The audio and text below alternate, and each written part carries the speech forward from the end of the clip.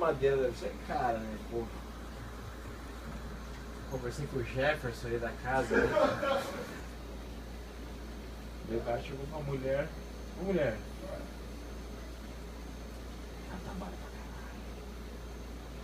Falta 10 mil pra fazer o portão aí. Vamos vender teu Kia Soul. A mulher, não, você não vai vender meu Kia Soul. Não me encosta no meu Kia Soul. Chamou o Jefferson, com o pedreirão nossa aqui do lado aqui. Ó, não vai vender o Kia Soul dela então. Madeira. No portão do cara. Vocês têm que ver lá, porra. Não, daí tem que fechar, tá bom. Hoje, você tem que ver hoje que rola.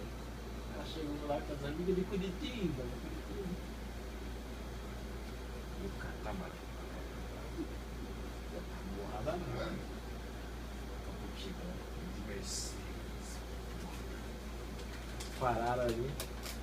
Abre o portão, o marido. Aí, ó. Não queria vender o que eu sou? Saiu o Jefferson. Hã? Ah, pô.